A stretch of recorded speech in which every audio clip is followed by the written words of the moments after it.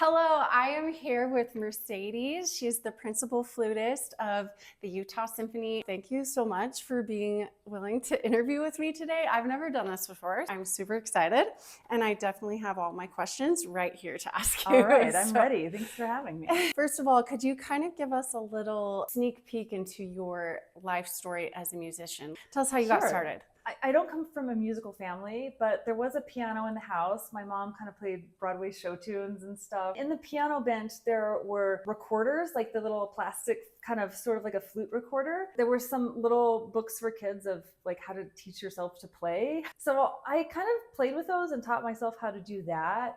In junior high, I decided I wanted to play the flute, probably because of these recorders that I had found that were really just toys. So yeah, why I picked the flute, I mean, other than this little story, I couldn't tell you why on earth I picked the flute, because this is a very different instrument. I think as a 11-year-old, this was like the pretty instrument. It is very pretty.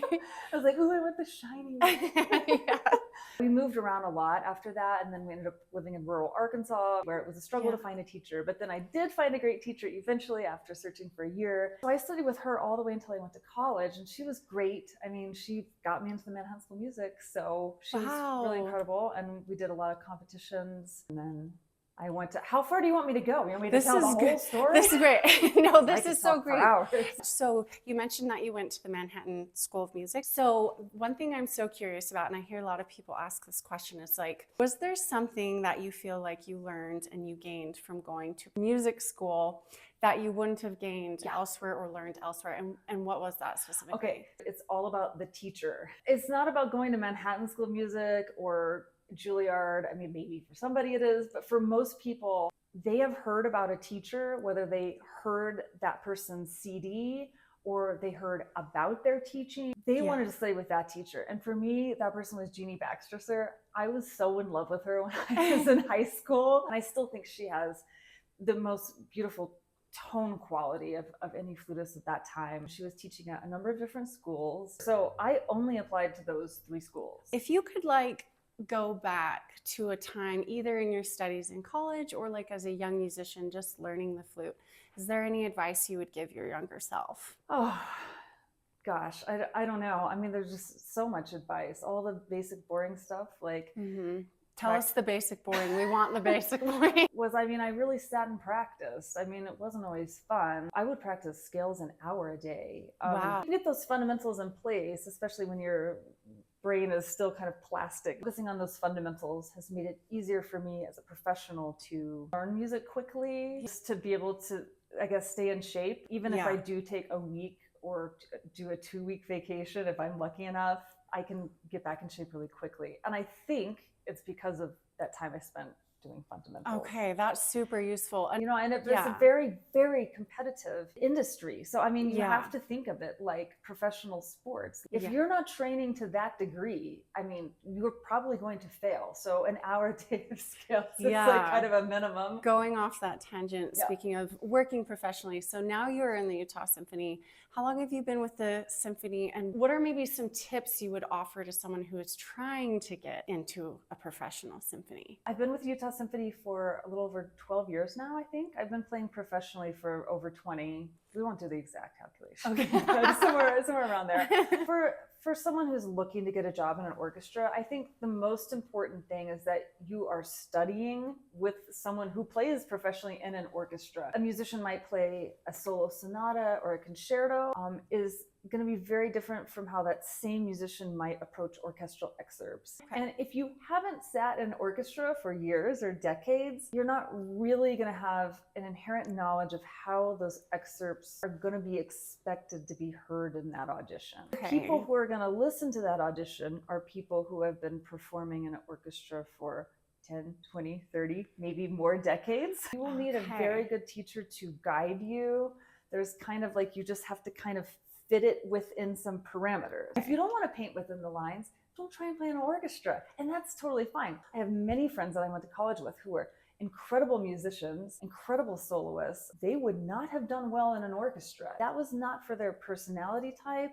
They had a totally different set of abilities than I did, really. I really thrived more in playing in this huge group. When you play with so many different people, you are going to have to fit in. And for me, I kind of like having those parameters. I kind of like having a path to stay on and then being able to play with what I want to do as long as I stay on that path, if that makes sense. So kind of going along that line, you alluded to that there are some attributes that just don't mesh well in the orchestral industry. What specific attributes would you say are really great for someone in an orchestra? If you're going to play with a group of people, you're going to have to get along with them, and that kind of involves a spirit of compromise a lot. Even just dealing with conductors who they want to play it really slow, or they want you to go really fast, or something super simple like that, you're going to have to do it. I've always liked that challenge. I like the challenge of I prepared in this way, or I have prepared these different options for this solo or you something. prepared multiple options. Oh yeah.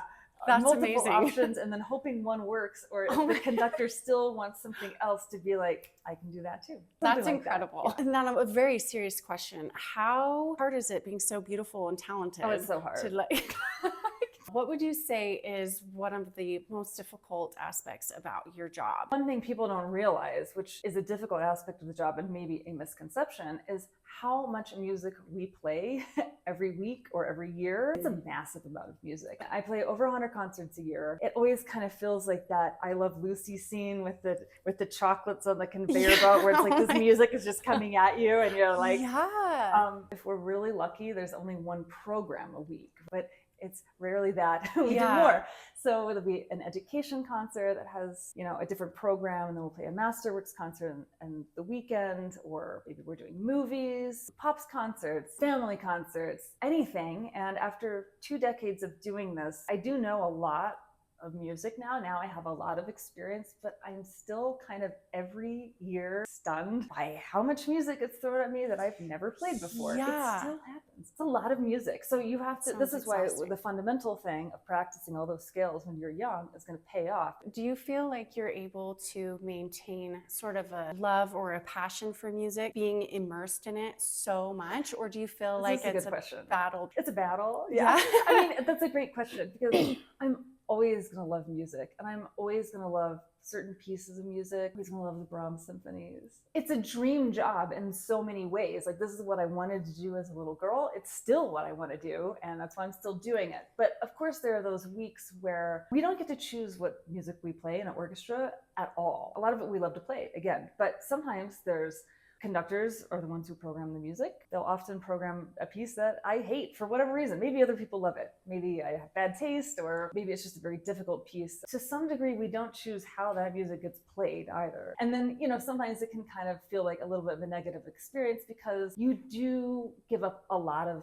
control of your personal performance and playing to playing in a large group, or to the conductor. Maybe you're you're playing an outdoor concert, it's very hot or noisy, or you feel uncomfortable mentally because the conductor is putting some ridiculous pressure on you to do something for no reason at all, sometimes just for fun, just to see if you can do it. I don't know why they do these things. Yeah, why?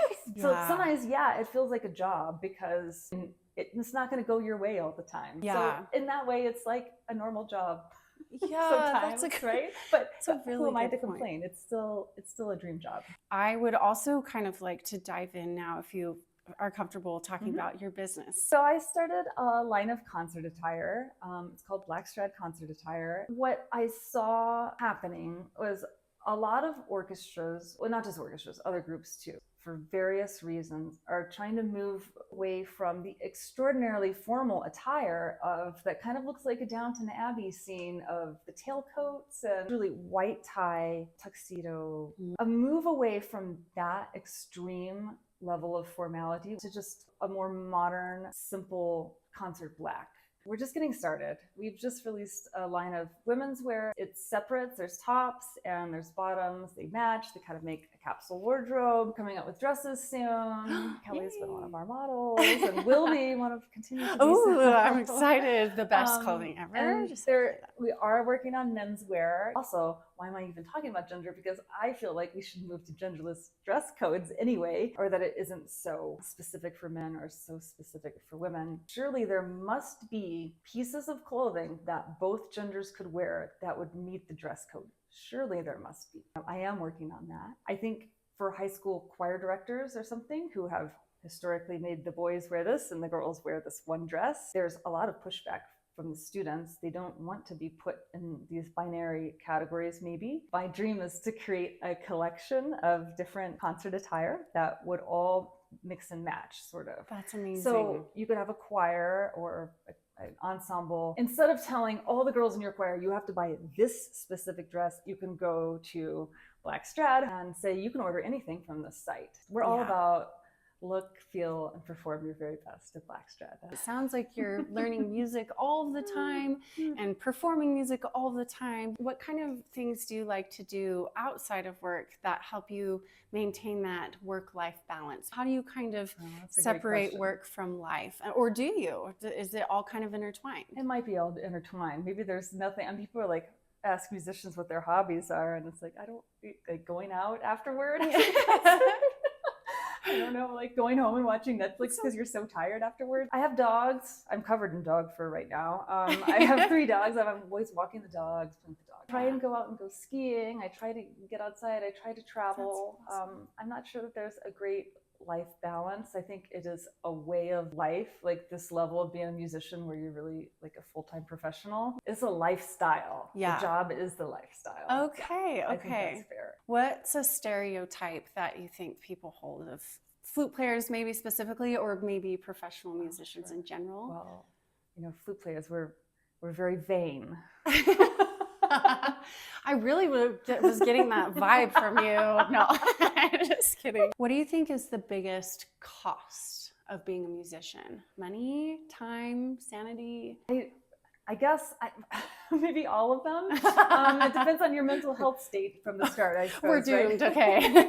No, I would go with time. If you're going to be a true professional musician, you're going to make all of your income from performing or teaching. It's going to be a lot of work. Unless you're a soloist, you're not going to get paid an enormous amount for one concert. And you're going to find yourself doing concert after concert after concert, and it all adds up, and you can have a really nice life. But it is a lot of Friday nights and Saturday nights working. But there are other nights of the week. I love Sundays too, and Monday nights. As far as money, I mean, yes, it is expensive, especially depending on what instrument you play. Professional flutes are not that bad in the scheme of things. They range from maybe $14,000 to $25,000, $30,000. This is nothing compared to your average violin, which even a bad violin is often $50,000. You know, a lot of musicians are carrying the weight of a mortgage essentially to pay for that cello. That's $300,000, right? That's a house for a lot of people. Whereas, as you know, with pianos, like it's a piece of furniture, it's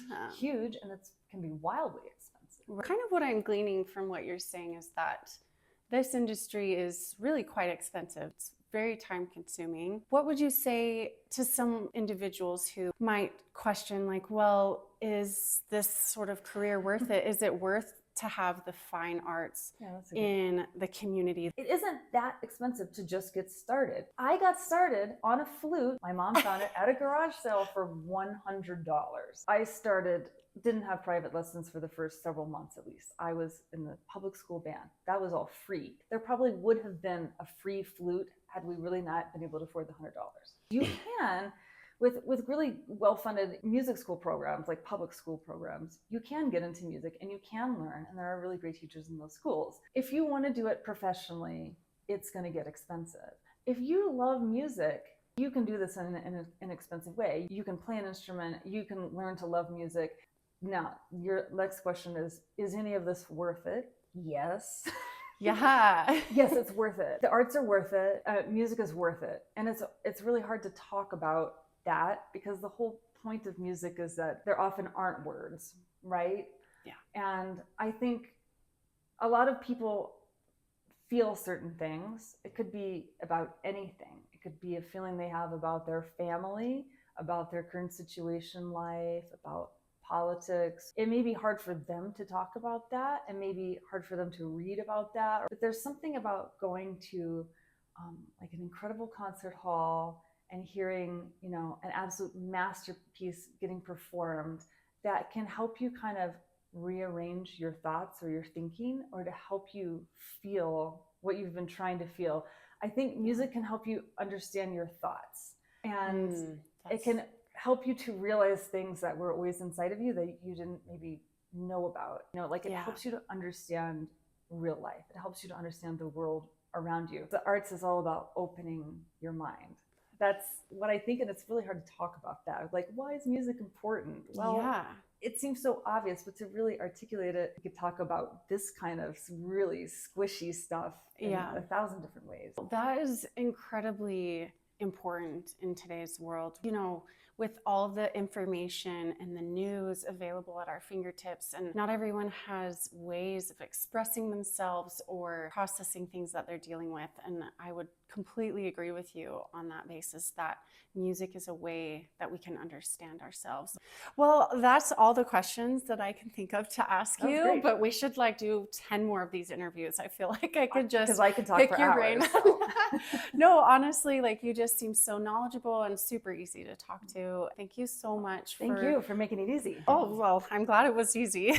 I hope that you guys found this helpful, and please follow Blackstrad here on Instagram, YouTube, everywhere else you can find social media. Follow along for more interviews like this, where hopefully we can interview more amazing musicians like Mercedes. Thank you so much. Thank you. It's fun.